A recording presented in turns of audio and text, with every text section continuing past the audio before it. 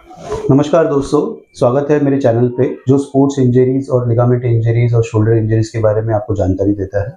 हमारे साथ पेशेंट है दीपांकर मेहरा जी। दीपांकर मेहरा जी, आप कहाँ से बिलोंग करते हैं? I am from Ajmer. आप अजमेर से हैं। और आपके कंधे में क्या दिक्कत हुई थी? Actually, from past couple of years, I was having recurrent shoulder dislocation. तो मतलब हिंदी में अगर हम बात करें तो इनका जो कंधा है ये बार-बार निकल रहा था।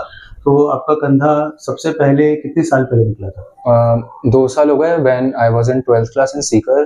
So I was diving in swimming pool. At that time, it got dislocated. तो कंधे पे आप मतलब ज़ोर करके स्विमिंग कर रहे थे तो अचानक में आपका कंधा निकल गया, Yeah. है ना? और उसके बाद में ये कितनी बार निकला है 2 साल बाद? उसके बाद 2 times और repeat हुआ. Second time when I was getting up from bed, वो तभी अपने आप ही dislocate निकल हो गया. गया। हाँ. हाँ। And third time I was doing exercise at my home.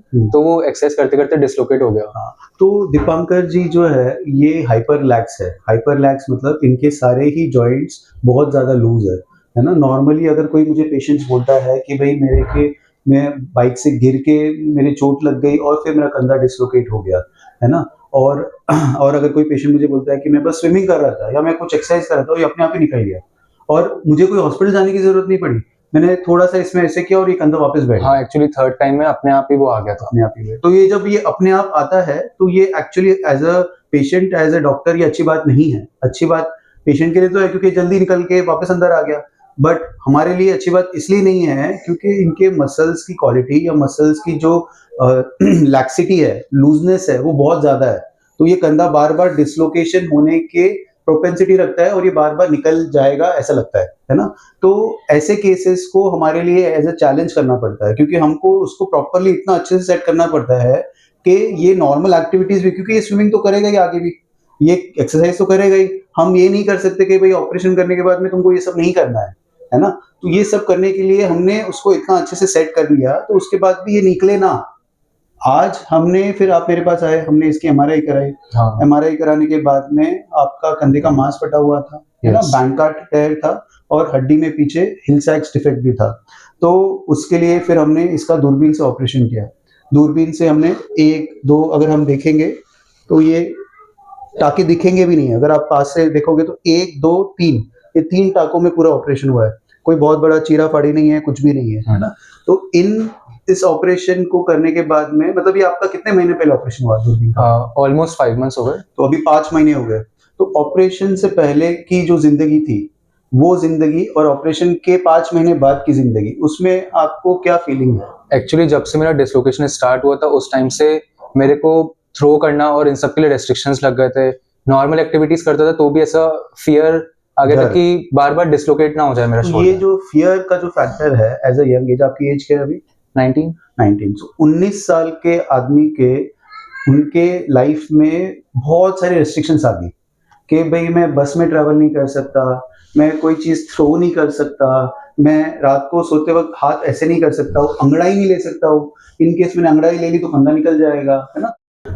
तो ये एक जो फ़ियर है कि पेशेंट्स को हर बारी लगता है कि मैं कोई भी एक्टिविटीज़ करूँ तो ये कंधा निकल जाएगा, है ना? ये जो डर है इतने कम एज में, ये डर के साथ जीना ये बहुत बड़ा एक बोझ है सर पे, है ना? हाँ. और जब हमने ये ऑपरेशन कर दिया उसके बाद में आपकी एक्सरसाइजेज़ हुई, आपने एक्सरसाइजेज़ प्रॉपर्ली फ़ॉलो की और अभी जो है आपका कंधा, हाँ. अगर हम देखना चाहेंगे तो आप खड़े हो जाइए एक बार इधर, है ना?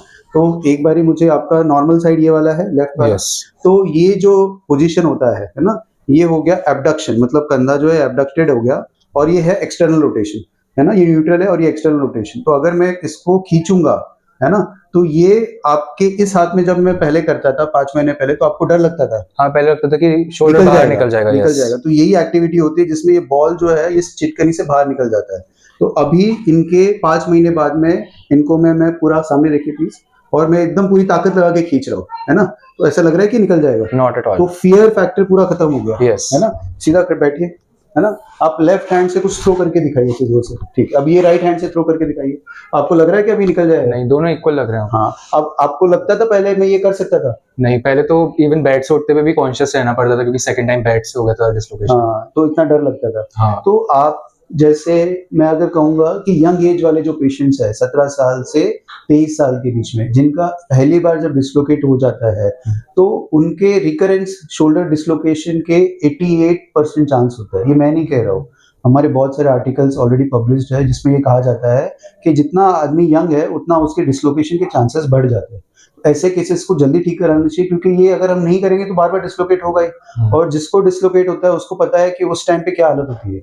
जान निकल जाती है, पसीना निकल जाता है पूरा कि कब अंदर आ जाए और जैसे ही वो अंदर आ जाए तो एकदम ऐसा लगता है कि शांत हो गया मामला। हाँ करेक्ट? अब वो फियर तो चला गया, हाँ ठीक है? अब वो डर तो है नहीं, अब वापस से दूसरा आत्मा डिसलोकेट करा देगा, श्योर ठीक है? तो ऐसा आपके जो भी फ्रेंड्स हैं, जो जिनको लिगामेंट इंजरीज़ है, शोल्डर इंजरीज़ है, जो आपने इसको 2 साल, 3 साल डर में निकाला, हाँ उनको ये डर में निकालना चाहिए क्या? नॉट एट तो all like what advice would you give? उनको क्या बोलना चाहोगे लाइक आप इफ इन दिनों? आपके रिकरेंट शोल्डर डिसलोकेशन हो रहा है तो ऑपरेशन के अलावा आप पे और कोई ऑप्शन नहीं है, क्योंकि if you want to live your life freely और रेस्ट्रिक्शन के बिना तो फिर ऑपरेट कराओगे, वरना नेचुरली ये चीज अपने आप सही नहीं हो सकती और आपको लाइफ टाइम ही प्रॉब्लम आएंगी। तो 2 साल से आपने बहुत सारे डॉक्टर्स को दिखाया होगा, अपने फ्रेंड्स को भी दिखाया होगा, दूसरे रिलेटिव्स को भी पूछा होगा, तो उन्होंने भी कहा था कि भाई ऑपरेशन मत कराओ। हाँ स्टार्टिंग में जब फर्स्ट सेकंड टाइम हुआ तब तो इतना नहीं था, फिर जब थर्ड टाइम हुआ तब तो सभी ने बोल दिया कि ऑपरेशन के अलावा और कोई ऑप्शन ही नहीं है। हाँ, बट इनिशियली अगर होता तो 2 साल हम जो डर में थे वो हम नहीं वो गुजारते नहीं रहता। और अभी हम आराम से जितनी लाइफ गुजार पा रहे हैं वैसे ही गुजार पा रहे हैं। हाँ so thank you Dipakar ji, thank you so है ना? Much. Take care of yourself और आपको भी कोई कंधे में चोट है, कंधे डिस्लोकेट हो रहा है, लिगामेंट में इंजरीज है, एसीएल इंजरीज है या कोई भी आपके घुटना नहीं मुड़ रहा है, जो भी इश्यूज है आप अपनी रिपोर्ट्स मुझे व्हाट्सएप पे शेयर कर लीजिए। जैसे ही हमको टाइम लगेगा हम रिवर्ट बैक करेंगे और आपको इलाज कराना है तो हम यहाँ पे है और आपका अच्छे से अच्छा बेहतरीन तकनीक से और बेहतरीन रिजल्ट देने की हम कोशिश करेंगे। इस वीडियो को प्लीज लाइक करें और हमारे चैनल को सब्सक्राइब करें ताकि हमको मोटिवेशन मिले। Thank you, take care.